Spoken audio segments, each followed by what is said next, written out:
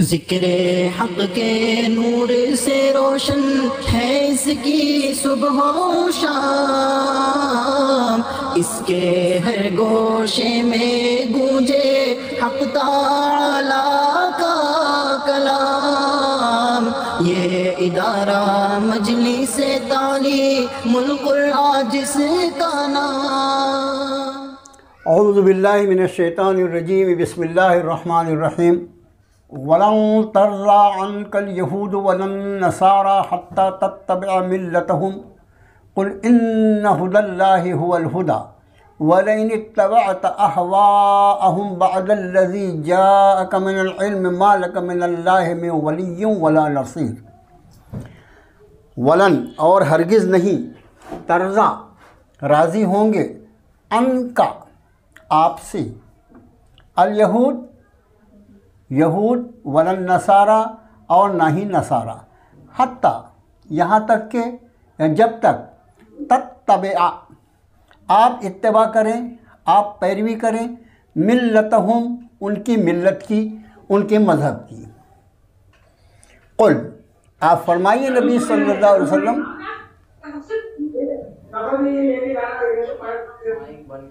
Mic بند کر دیجئے، mic بند کر دیجئے۔ قل آپ فرمائیے نبی صلی اللہ علیہ وسلم، ان بے شک، خدا اللہ راستہ اللہ کا یا ہدایت اللہ کی، هو الہدا وہی ہدایت ہے۔ آپ سیدھا ہدایت کا ترجمہ ہدایت کر لیجئے، خدا اللہ هو الہدا، ہدایت اللہ کی وہی ہدایت ہے، اور کوئی چیز ہدایت ہو نہیں سکتی۔ وَلَئِنِ اتَّبَعْتَ وَلَئِنِ اتَّبَعْتَ اور اگر آپ نے پیروی کی، احواءہم، احوا اس کے پہلے لفظ آیا ہوا، ہوا یعنی خواہش، احوا خواہشات، احواءہم ان کی خواہشات کی، بعد الذی بعد اس کے، جاءک آیا آپ کے پاس، من العلم علم میں سے، ما لک نہیں آپ کے لیے، من اللہ اللہ کے مقابلے میں یا اللہ سے، من ولی ولا نصیر کوئی ولی اور نہ ہی مددگار۔ یہ ہے لفظی ترجمہ، کوئی لفظ اس میں نیا نہیں ہے آپ کے لیے، الفاظ سب پڑھے ہوئے ہیں، غور سے دیکھیں۔ کیا معلوم نہیں کیا؟ اور ہرگز نہیں راضی ہوں گے آپ سے یہود اور نہ نصارہ، یہاں تک کہ آپ پیروی کریں ان کے مذہب کی یا ان کی ملت کی۔ ملت کا ترجمہ ملت بھی کر سکتے ہیں، مذہب بھی کر سکتے ہیں۔ قل آپ فرمائیے نبی صلی اللہ علیہ وسلم، ان بے شک، خدا اللہ ہدایت اللہ کی، هو الہدا وہی ہدایت ہے، وَلَئِنِ اتَّبَعْتَ اور اگر آپ نے پیروی کی، احواءہم ان کی خواہشات کی، بعد الذی بعد اس کے، جاءک آیا آپ کے پاس، من العلم علم میں سے، ما لک نہیں آپ کے لیے، من اللہ اللہ سے یا اللہ کے مقابلے میں، من ولی کوئی ولی اور نہ مددگار۔ بہت ہی بھیانک آیت ہے مضمون کے اعتبار سے۔ پہلے اس کا ترجمہ کر لیں، بعد میں اس کی ہلکی سی تشریح کریں گے۔ اور ہرگز راضی نہ ہوں گے آپ سے یہود اور نہ نصارہ، یہاں تک کہ آپ پیروی کریں ان کے ملت کی یا ان کے مذہب کی۔ آپ فرمائیے نبی صلی اللہ علیہ وسلم، بے شک ہدایت اللہ کی وہی ہدایت ہے، اور اگر آپ نے پیروی کی ان کی خواہشات کی، بعد یہ کہ آ گیا آپ کے پاس علم میں سے، نہیں آپ کے لیے اللہ کے مقابلے میں کوئی ولی اور نہ مددگار۔ کوئی لفظ کوئی کنفیوز ہے کسی کو کسی لفظ کے بارے میں پوچھ لو، پھر ترجمہ کرنا ہے اپنے کو۔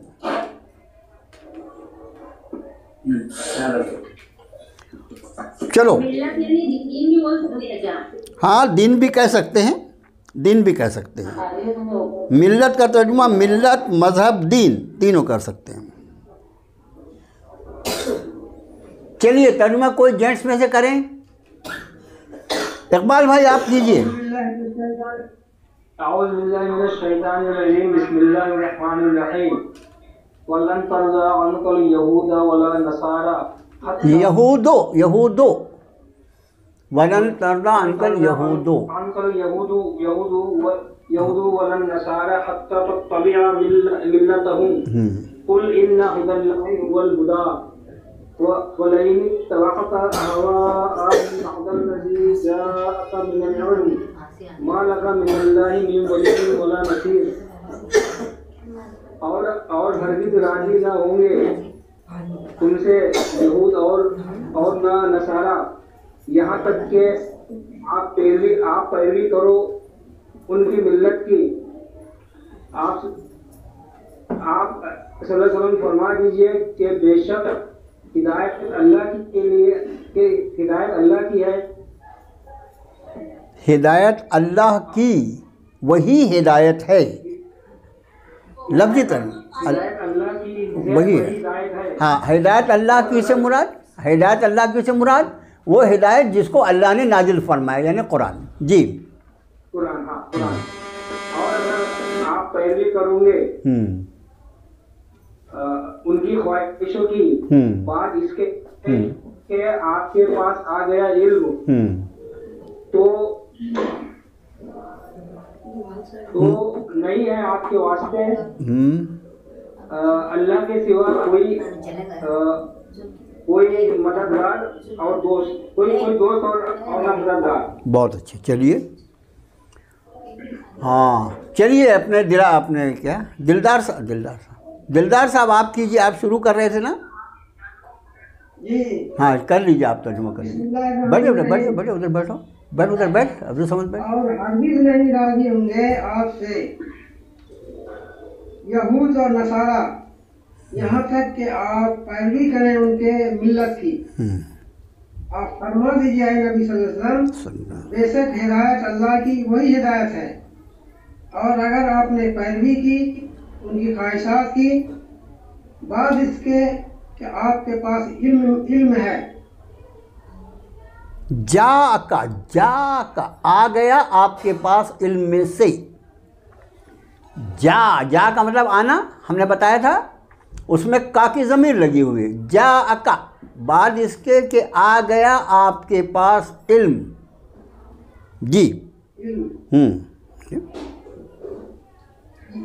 نہیں آپ کے لیے اللہ سے کوئی نہیں آپ کے لیے اللہ ولی اور نہ مددگار. لیڈیز میں سے کوئی کر لو بھائی اس کا ترجمہ. اور ہرگز نہیں راضی ہوں گے آپ سے یہود اور نہ نصارہ یہاں تک کہ آپ اتباع کریں ان کی ملت کی. فرمائیے آپ صلی اللہ علیہ وسلم بے شک ہدایت اللہ کی وہی ہدایت ہے اور اگر آپ پیروی کریں ان کی خواہشات کی بعد اس کے کہ آ گیا آپ کے پاس علم نہیں آپ کے لیے اللہ کے مقابلے کوئی ولی اور نہ مددگار. منیبہ ہے بہت اچھے بیٹا بہت اچھا ترجمہ. اب اس آیت کے مضمون کو ذرا غور کریں. قرآن پاک کا خطاب اول خطاب جو ہے وہ نبی کریم صلی اللہ علیہ وسلم سے آپ پر ہی نازل ہو رہی ہے کتاب قرآن. یہاں پر جو بات فرمائی گئی کہ یہ دو اہل کتاب امتیں جو یہاں موجود ہیں مدینے میں اور روز کوئی نہ کوئی شرارت کرتے رہتے آپ کی مخالفت میں. بعض اس میں سے ایمان لے آئے ان کا تذکرہ آگے کی آیت میں آ رہا ہے لیکن اکثر شرارت کرتے رہتے ہیں. ان کا مقصد صرف ایک ہی ہے کہ آپ ان کی ملت کی پیروی کریں ان کے دین کی باتوں کو آپ مان لیں. اب پھر رب نے فرمایا کہ اگر ان کی خواہشات کی آپ نے پیروی کر لی بعد اس کے کہ آپ کے پاس علم آ گیا. علم سے مراد علم وحی علم قرآن جو اللہ نے آپ پر نازل فرمایا. جاءک آیا آپ کے پاس من العلم علم میں سے تو پھر آپ کو بھی اللہ سے بچانے والا کوئی ولی اور کوئی مددگار نہیں ملے گا. دیکھو اس طرح کا انداز بیان قرآن شریف کی کئی آیتوں میں ہے. اللہ تعالیٰ اگر زندہ رکھے گا اور چلے گا سلسلہ تو پھر وہ آیتیں آئیں گی کہ جہاں پر ترجمہ کرتے ہوئے ترجمہ کرنے والے کی بھی روح کانپتی ہے کہ اس کا کیا ترجمہ کرے. لیکن ہم نے بتایا لفظی ترجمہ تو کرنا پڑتا ہے. کیا نبی صلی اللہ علیہ وسلم معاذ اللہ آپ سے یہ امید کی جا سکتی ہے کہ آپ یہود اور نصارہ کی کوئی بات مان لیں گے، ان کی مرضی کے مطابق آپ عمل کریں گے؟ ممکن ہی نہیں ہے، ہو ہی نہیں سکتا۔ جس نبی نے یہ تعلیم دی ہے کہ ہر معاملے میں تم نے یہودیوں اور نصرانیوں کی مخالفت کرنی ہے، کسی بھی جگہ تم ان سے ملتے جلتے نہیں دکھائی دینا، یہاں تک یعنی احتیاط آپ دیکھیے، آپ فرماتے تھے کہ میں چاہتا ہوں کہ میری امت الگ پہچانی جائے۔ اب آدمی بال سر میں ہوتا ہے، سبھی لوگ اپنے بال کو سنوارتے ہیں، اور بال کو ٹھیک ٹھاک رکھنا بھی چاہیے، مینٹین کرنا چاہیے۔ تو مردوں کا جہاں تک تعلق ہے تو اس وقت بھی ایک طریقہ تھا کہ نصارہ جو تھے وہ جب اپنا بال بناتے تھے یا اپنا سر جھاڑتے تھے، مرد کی بات کر رہا ہوں، تو نصارہ اپنی مانگ جو ہے وہ بائیں طرف الٹی طرف نکالتے۔ آج بھی نصارہ کو آپ دیکھو وہ بائیں طرف مانگ نکالتے ہیں۔ یہود جو تھے وہ سیدھی طرف مانگ نکالتے تھے، بال کو جھاڑا اور سیدھی طرف تھوڑا سا حصہ چھوڑ کے ادھر مانگ نکال لیا۔ آپ صلی اللہ علیہ وسلم نے اپنے صحابہ سے فرمایا کہ اگر تم اپنے بال میں مانگ نکالنا چاہو تو اپنے بیچ میں سے مانگ نکالا کرو۔ آپ انداز فرمائیں کہ جس نبی محترم صلی اللہ علیہ وسلم کا یہ مزاج مبارک ہو کہ سر کے بال سے بھی میری امت الگ پہچان میں آنا چاہیے کہ یہ یہودی یا نصرانی نہیں ہے، وہ نبی ان کی کسی چیز کی کوئی اتباع کریں معاذ اللہ ممکن ہی نہیں ہے۔ لیکن ایسی آیتوں کو اس کو کہا جاتا ہے فرض محال، ایسی چیز کو فرض کرنا جو ناممکن ہے، جو ہو ہی نہیں سکتا، ایسی چیز کو بھی کبھی کبھی بیان کر دیا جاتا ہے۔ اس کے بیان کرنے کے مقصد جو ہوتا ہے اس سے بھی اس آیت شریفہ سے ہٹ کر ایک آیت میں آپ کو بتاتا ہوں، 25ویں پارے میں آئے گی وہ آیت، قُلْ إِنْ كَانَ لِلرَّحْمَنِ وَلَدٌ فَأَنَا أَوَّلُ الْعَابِدِينَ۔ اے نبی صلی اللہ علیہ وسلم آپ یہ فرمائیے، اگر حضرت رحمان کو بیٹا ہوتا، اگر اللہ کو بیٹا ہوتا، فَأَنَا أَوَّلُ الْعَابِدِينَ، میں سب سے پہلے اس کی بندگی کرتا۔ ظاہر ہے کہ نصارہ جو ہیں وہ حضرت عیسیٰ روح اللہ کو معاذ اللہ اللہ کا بیٹا کہہ رہے ہیں، ان کے ان عقیدے کی تردید کے لیے رب تعالیٰ ارشاد فرما رہے ہیں کہ آپ یہ اعلان فرمائیے نبی صلی اللہ علیہ وسلم کہ اگر اللہ کا کوئی بیٹا ہو، یعنی کہ اللہ کو بیٹا ہو سکتا ہے کہ معاذ اللہ ممکن ہی نہیں ہے، وہ تو لم یلد ولم یولد ہیں، لیکن یہ وہاں بیان کیا قرآن نے اگر رحمان کو بیٹا ہوتا تو اس طرح، اور یہاں وَلَئِنِ اتَّبَعْتَ، اور اگر آپ نے ان کی بات مان لی، ان کی احوا کو، ان کی خواہشات کو مان لیا، تو یہ اسی طرح ہے جیسے وہاں فرمایا کہ اگر رحمان کو بیٹا ہوتا، جیسے رحمان کو بیٹا ہونے کے محال ہے، اسی طرح یہ بات بھی اپنے نبی پاک صلی اللہ علیہ وسلم کے لیے محال ہے۔ اصل میں اس کا انداز تخاطب جو ہے اس کی سختی امت کے لیے ہے کہ امت یہ محسوس کرے کہ اگر ہمارے اپنے نبی کو اللہ عز و جل نے اس طرح خطاب فرمایا کہ اگر آپ نے ان کی خواہشات میں سے کوئی بات مان لی تو آپ کا اللہ کے مقابلے میں کوئی ولی اور مددگار نہ ہوگا، اگر اپنے نبی سے اتنی سختی سے ارشاد فرماتے ہیں، ہم امتیوں کا کیا حال ہوگا۔ اس طرح کی جتنی بھی آیتیں آئیں گی، کم سے کم 12-15 آیتیں ہیں قرآن شریف میں، کہ جب درس میں بھی وہاں اس آیت پر آتے ہیں تو بہت 4-5-6 ترجمے دیکھنا پڑتا، کیا ترجمہ کریں، کیسے کریں، اور مفسرین تفسیر لکھنے میں بھی اس میں حیران پریشان کیسے اس کی تفسیر کریں۔ یہ آیت انہی آیتوں میں سے ہے کہ اگر اگر آپ نے کیا نہیں اور ہو ہی نہیں سکتا، کر ہی نہیں سکتے، لیکن بفرض محال اگر آپ نے ان کی اتباع کر لی اور ان کی بات مان لی تو پھر اللہ سے آپ کو بھی کوئی نہیں بچا سکے گا۔ یہ اس کا اصل مقصد جو ہے امت کو اس حکم کی سختی کی طرف متوجہ کرنا ہے کہ تم مسلمان ہو، تم صرف محمد الرسول اللہ صلی اللہ علیہ وسلم کے فالوور ہو، صرف ان کی اتباع تم نے پوری زندگی کرنا ہے۔ اگر تم نے یہودیوں اور نصرانیوں کی اتباع کی اور ان کے طریقے پہ چلے تو پھر تمہارا کیا حال ہوگا تم سوچ لینا۔ یہ ہے اس آیت کا مضمون، بہت سخت آیت ہے۔ قرآن شریف کی جو 10-12 بہت ہی سخت آیتیں ہیں، اب اس کا موقع نہیں، ہم کو تفسیر تھوڑی کر رہے ہیں، تو اس میں سے ایک آیت میں نے آپ کو بتا دیا 25ویں پارے کی۔ تو اس آیت کا مقصد جو ہے وہ ہم کو یعنی پوری امت کو اس بات سے ڈرانا ہے کہ تم صرف مسلمان دکھائی دینا کہیں سے بھی یہودی یا نصرانی نہیں دکھائی دینا۔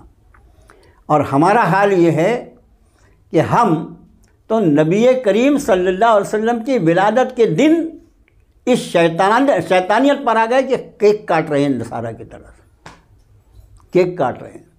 اور اب تو یہ ہو گیا کہ ہم اتنا آگے بڑھ گئے کہ نکاح کر کے دلہن گھر پہ لائے تو گھر پہ آنے کے بعد سب سے پہلے ہم نے بتایا کہ معاذ اللہ ہم مسلمان نہیں ہیں۔ ارے مسلمان تھے تو یہ ہونا چاہیے تھا کہ بھئی گھر میں دلہن آئی ہے، بیٹا چلو وضو کر لو، 2 رکعت نماز پڑھ لو۔ یہ ہوتا تو لگتا کہ کسی نبی کی امتی ہیں۔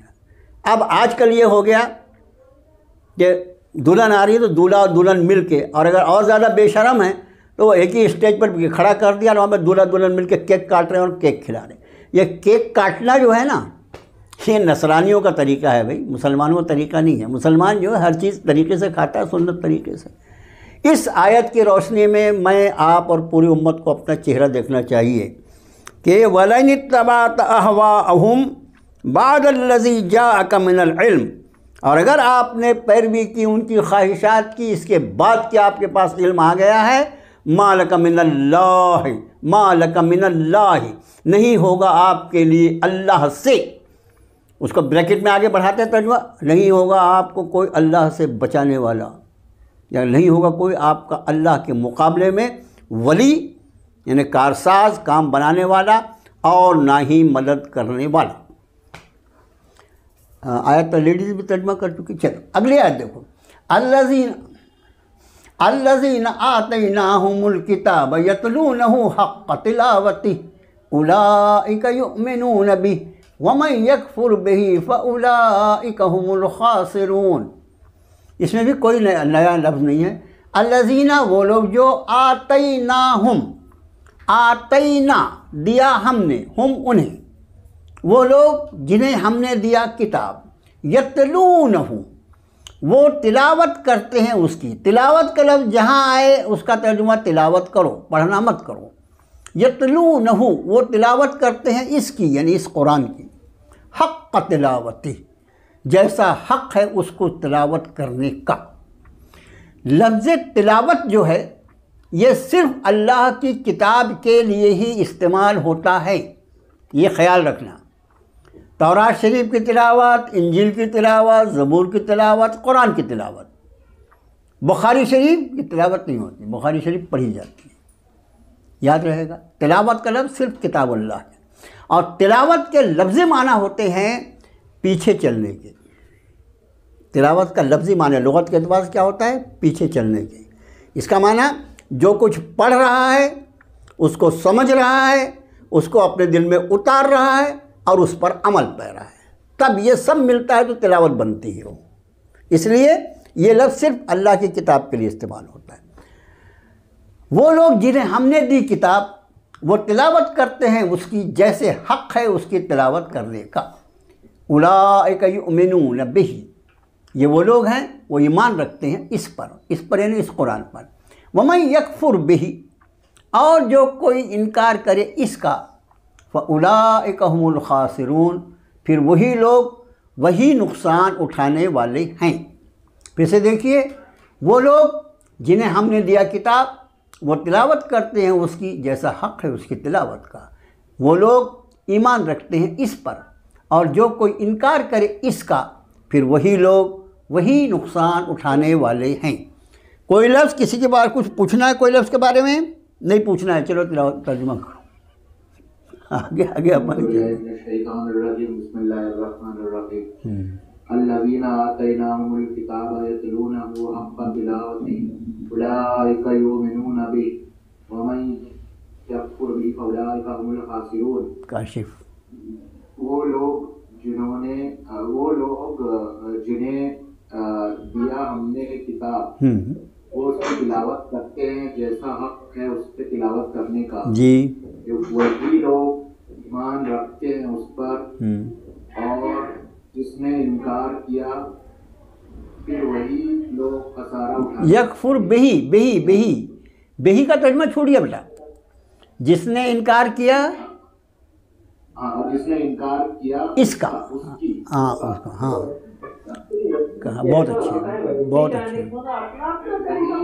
لوگ خسارہ اٹھانے والے. ٹھیک ہے، بہت اچھا ترجمہ. اختر بھائی آپ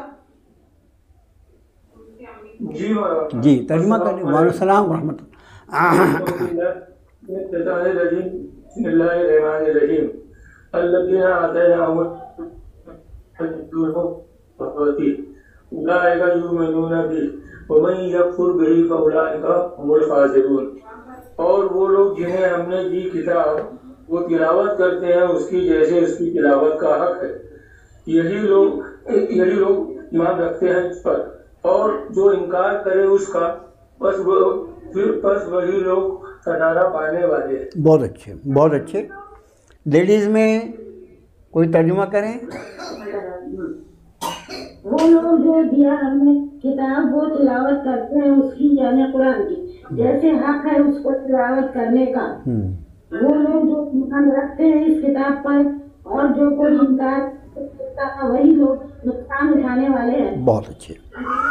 یہ جن کو اللہ نے کتاب سے پہلے نوازا یعنی انجیل اپنے تورات والے اور انجیل والے، جب انہوں نے اس کتاب کے حق ادا کیا تلاوت کا تو اس میں ان کو وہ بشارتیں دکھائی دی جو نبی کریم صلی اللہ علیہ وسلم پر کی تھی. انہوں نے ان بشارتوں کی روشنی میں ان کی کتاب پر ایمان کا تقاضا یہ تھا کہ اگر واقعی وہ اس پر ایمان رکھتے تو ان کو قرآن پر ایمان لانا پڑے گا، رسول اللہ کو ماننا پڑے گا. وہ ایمان لے آئے. یہودیوں میں سے بھی کچھ لوگ ایمان لائے اور نصارہ میں سے بھی کچھ لوگ ایمان لائے. اب اگلی آیت دیکھیے. یہاں پر یہ آج رکوع 14واں رکوع اللہ ویسے پورا ہوا. اب صرف 2 رکوع بچے ہیں سورہ بنی اسرائیل اپنے سورہ بقرہ کے اس پہلے پارے کے. اب رب نے ارشاد فرمایا یا بنی اسرائیل اذکروا نعمتی التی مائک بند کرو، مائک بند کرو نہیں تو میری آواز نہیں آئے گی آپ کو. یا بنی اسرائیل اذکروا نعمتی التی انعمت علیکم وانی فضلتکم علی العالمین. بالکل ویسی آیت جو بالکل شروع میں آ چکی ہے ہمارے بنی اسرائیل کا جہاں تذکرہ شروع ہوا تھا. اے بنی اسرائیل، اے اولاد یعقوب، یاد کرو نعمت میری وہ جو انعام کیا میں نے تم پر اور یہ کہ میں نے تمہیں فضیلت دی سارے جہانوں پر. یہ آیت جو کہ تو ایسی ہی تھی شروع میں، اس کا ترجمہ آپ کر چکے ہیں. چلو بھائی جینٹس میں سے کرو تو کوئی. راغب صاحب آپ ہیں؟ السلام علیکم رحمۃ اللہ وبرکاتہ. وعلیکم السلام. وعلیکم السلام. جی راغب صاحب چلیے. نہیں سعید بھائی آپ رک جائیے. سعید بھائی آپ رک جائیے، راغب صاحب کر رہے ہیں.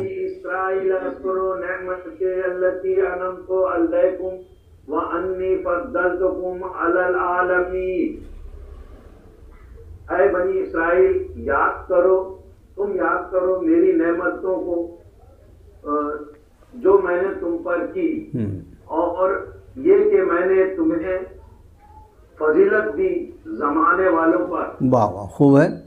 یہ التی راغب صاحب یہ التی کیا ہے؟ راغب صاحب یہ التی کیا ہے؟ نعمتی التی کیا ہے؟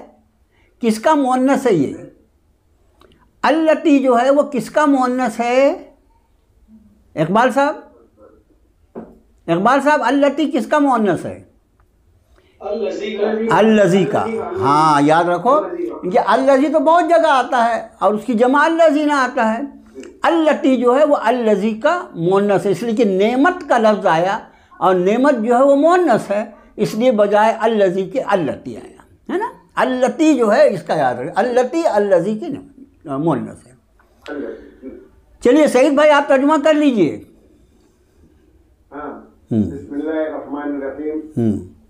اے بنی اسرائیل کو یاد کرو میری اس نعمت کو جو کہ میں نے انعام کی تم پر اور یہ کہ میں نے تمہیں فضیلت دی زمانے والوں پر. بہت اچھے، بہت خوب، بہت خوب. مولانا صاحب بنی اسرائیل کا ترجمہ آل یعقوب بھی کر سکتے ہیں؟ بالکل میں نے خود بھی ترجمہ کیا نا آل یعقوب. آل یعقوب اے اسرائیل کے بیٹو یا اے بنی اسرائیل یا اے آل یعقوب بھی ترجمہ کر سکتے ہیں. یہ اسرائیل جو ہے حضرت یعقوب علیہ السلام ہی کا نام ہے. اس لیے بنی اسرائیل یعنی حضرت اسرائیل کے اولادیں، یا اے اولاد اسرائیل، اے اولاد یعقوب، سب کر سکتے ہیں ترجمہ۔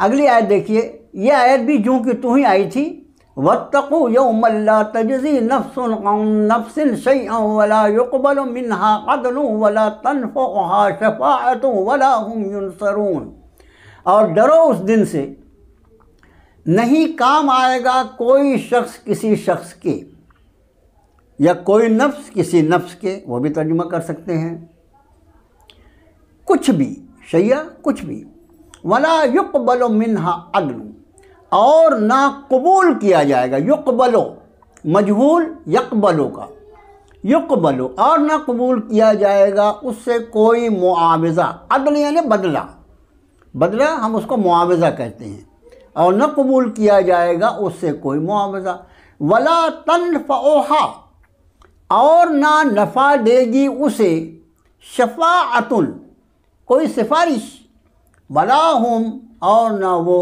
ینصرون مدد کیے جائیں گے۔ یہ ینصرون، یقبلو، یہ سب کے سب پہلے حرف پر، چونکہ فعل کے پہلے حرف پر پیش آیا اس لیے سب کے سب مجہول ترجمہ ہم کر رہے ہیں۔ پھر سے دیکھیے، اور ڈرو اس دن سے نہیں کام آئے گا کوئی شخص کسی شخص کے کچھ بھی، اور نہ قبول کیا جائے گا اس سے کوئی معاوضہ، اور نہ نفع دے گی اسے کوئی سفارش، اور نہ ہی وہ مدد کیے جائیں گے۔ یہ آیت بالکل اسی طرح یہ آیت بھی آ چکی ہے اس کے پہلے۔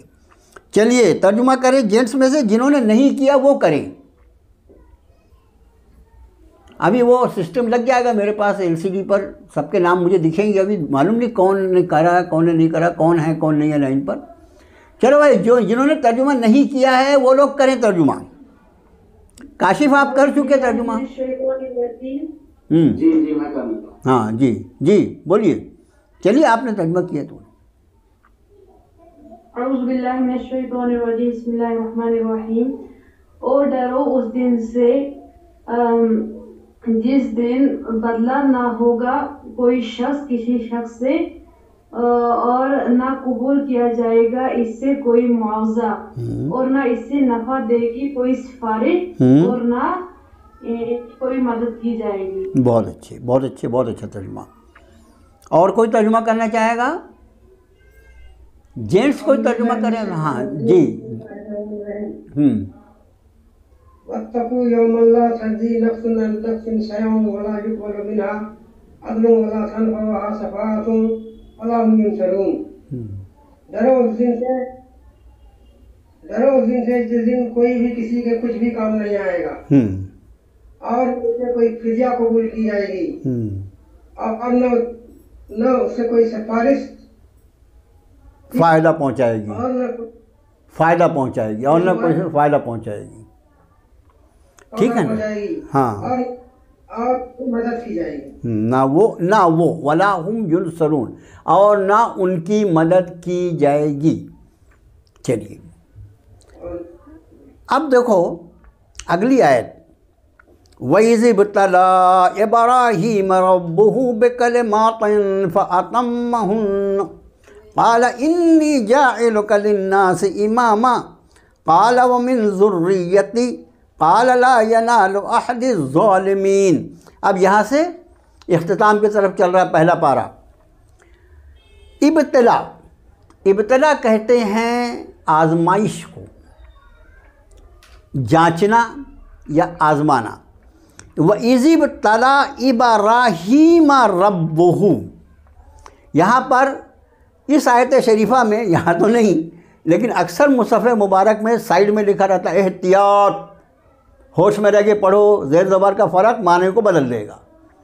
کیا ہوگا وہاں پر، کیا فرق پڑھنے سے کیا ہو سکتا ہے، کون بتائے گا؟ شروع کے صرف 4 الفاظ میں، وَإِذِ ابْتَلَىٰ إِبْرَاهِيمَ رَبُّهُ، کیا فرق پڑے گا رے؟ او حافظ جی، یہاں پر ہے کس نے کس کی مدد کی، وہ الٹا ہو جائے گا۔ مدد کی نہیں، مدد نہیں کی، نہیں کیا ہو جائے، کیا کہاں پر کیا ہونے سے کیا ہوگا وہ بتائیے۔ ہم نے آپ کو، ہاں آزمائش اللہ نے ابراہیم کی یا پھر اس کا الٹا ہو جائے گا کہ ابراہیم نے اللہ کی آزمائش کی. ہاں تو فرق کیا پڑے گا وہ تو بتاؤ، وہاں پر زیر زبر میں کیا فرق پڑے گا؟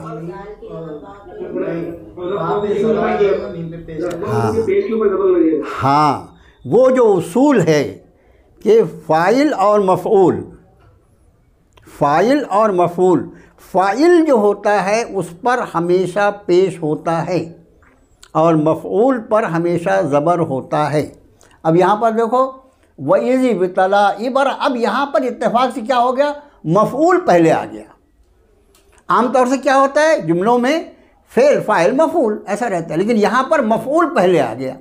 جس کو آزمایا گیا وہ مفعول ہے نا، حضرت ابراہیم، ان پر کام ہو رہا ہے آزمانے کا، وہ پہلے آ گیا. اس لیے ابراہیم کے ماں پر زبر ہونا ضروری ہے. اگر کسی نے ابراہیمہ کا ابراہیمو پڑھ دیا تو اس کا مطلب بجائے حضرت ابراہیم کی آزمائش کے حضرت ابراہیمی آزمائش کرنے میں لگ گئے. یہ فرق ہے کہ ابراہیم کے ماں پر پیش ہرگز نہیں آنا چاہیے. اسی طرح ربہ جو ہے اس رب کے با کا پر ہمیشہ پیش آنا چاہیے، اس پر زبر نہیں آنا چاہیے، ورنہ معنی الٹ جائیں گے. وہی اصول کہ فاعل جو ہوگا، کام کرنے والا جو ہوگا، وہ ہمیشہ اس کے اوپر پیش ہوگا، اور جو مفعول ہوگا جس پر کام واقع ہو رہا ہے اس پر ہمیشہ زبر ہوگا. یہاں پر چونکہ فاعل سے پہلے مفعول آ گیا، رب جو ہے وہ فاعل ہے، آزمانے والا ہے، لیکن یہ قاعدہ ہے کہ یہاں پر وہ پہلے آنا ہی چاہیے تھا، تو مفعول پہلے آ گیا، تو اس مفعول کا جو زبر ہے اس کا خیال رکھنا ہے اور فاعل کا جو پیش ہے اس کا خیال رکھنا ہے. بہت اچھے، آپ لوگوں کو یاد ہے وہ قاعدہ. اب اور جب آزمایا حضرت ابراہیم کو ان کے رب نے بِکَلِمَاتٍ، کلمات یہ کلمہ کا جمع ہے. کلمہ جب گرامر کے اعتبار سے کلمہ جو ہے، دیکھو اس میں بڑا، ہر لفظ جو ہے وہ کلمہ ہے گرامر کے اعتبار سے، قواعد کے اعتبار سے. اس پر کتنا منٹ بچا ہے بھائی؟ ارے ٹائم ہی ختم ہو رہا ہے، تو کتنا منٹ بچا ہے؟ 5 ہی منٹ بچا ہے. تو آج اس آیت کو چھوڑ کے ہم یہ کلمہ کے اوپر ایک آپ کو لطیفہ سناتے ہیں. یا کبھی کبھی کیا ہوتا ہے، کیسے دودھاری تلوار ہوتی ہے. ہم لا الہ الا اللہ محمد الرسول اللہ اس کو کلمہ کہتے ہیں، اور ہے بھی کلمہ، وہ کلمہ طیبہ ہے وہ. لیکن گرامر کے اعتبار سے کلمہ جو کہتے ہیں، ہر لفظ کو، ہر بامعنی لفظ کو کلمہ کہا جاتا ہے. زبان سے نکلنے والے جتنے بامعنی الفاظ جو ہوں گے وہ کلمہ ہوگا. جیسے لا ایک کلمہ، الہ ایک کلمہ، اللہ ایک کلمہ، اللہ ایک کلمہ، سب الگ الگ کلمات ہیں. اور جب کئی کلمے ملتے ہیں تو وہ جملہ بنتا ہے جس کو ہم کلام کہتے ہیں. تو لا الہ الا اللہ محمد الرسول اللہ، اگر یہ دیکھیں کسی سے پوچھے قاعدے کے اعتبار سے کیا ہے، تو قاعدے کے اعتبار سے وہ کلام ہے، جملہ ہے، گرامر کی کتاب کے اعتبار سے. لیکن دنیا کہتی ہے اور ہم بھی کہتے ہیں اور شریعت مطہرہ بھی کہتی ہے کہ وہ کلمہ طیبہ ہے. اب ایک جگہ کیا ہوا کہ دونوں عقیدے کے مولوی لوگ بھڑ گئے. ایک جو بہت بیچارے، ایک جعلی سنی اور ایک کچھ ایسے لوگ جن کے بارے میں جن کو واقعی سنت کا کچھ علم ہے.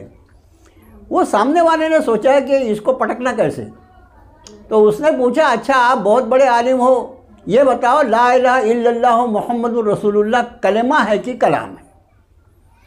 کلمہ ہے یا کلام ہے؟ اب آپ کو بتا کہ گرامر کے اعتبار سے وہ کلام ہے، اور عام طور سے کلمہ کہا جاتا ہے اس لیے کلمہ ہے وہ. اب یہ عالم جو تھا بیچارہ پھنس گیا. یہ ایسے خطرناک سوال ہوتے ہیں جس میں دونوں طرف سے آدمی پھنس جاتا ہے. اب اگر یہ اس کو کلام کہتا تو وہ کہتا دیکھو دیکھو یہ کیسا آدمی ہے، کلمے کو کلام کہتا ہے. اور اگر وہ اس کو کلمہ کہتا لا الہ الا اللہ محمد رسول اللہ، وہ گرامر کی کتاب لا کے بتا دیتا دیکھ یہ تو کلام ہے، تو کہے گا عالم ہے تیرے کو اتنا نہیں سمجھتا کلمہ اور کلام میں کیا فرق ہے. وہ بیچارہ سوچ میں پڑ گیا کہ دونوں طرف سے میری گردن پھنس جائے گی. اس کو لگا اپن گرامر کی ٹانگ نہیں ٹوٹنے دیں گے، اس لیے اس نے کہہ دیا ارے بھائی یہ تو کلام ہے، کلام. بس پورے مجمع کو دیکھیں کلمے کو بھی یہ کلام کہتے ہیں، اتنے بہکے ہوئے لوگ ہیں یہ. تو یہ اصل میں کلمات لفظ جو آیا، یہ کلمات جو ہے یہ کلمہ کی جمع ہے. کلمہ یعنی ایک کلمہ، کلمات یعنی کئی. اب یہاں کلمات سے مراد مختلف معاملات. اللہ نے آزمایا حضرت ابراہیم کو، اور جب آزمایا حضرت ابراہیم کو ان کے رب نے کئی باتوں میں، فَأَتَمَّهُنَّ، پھر انہوں نے سب کو پورا کر دیا. قال، فرمایا، انی جاعلک، بے شک میں بنانے والا ہوں تمہیں، للناس اماما، سارے لوگوں کا امام. قال ومن ذریتی، انہوں نے عرض کیا اور میری اولاد میں سے. قال لا ینال عہد الظالمین، یہ لا ینال یہ نیا لفظ ہے، اس کا مطلب نہیں پہنچے گا میرا عہد ظالموں کے لیے، تمہاری اولاد میں سے جو ظالم ہوں گے ان کے لیے میرا کوئی وعدہ نہیں. آج اس آیت کو یہیں چھوڑتے ہیں، کل اسی آیت سے شریفہ سے انشاءاللہ ترجمہ شروع کریں گے ہم، آیت نمبر 124 سے کل انشاءاللہ. السلام علیکم ورحمۃ اللہ وبرکاتہ. وعلیکم السلام ورحمۃ اللہ وبرکاتہ.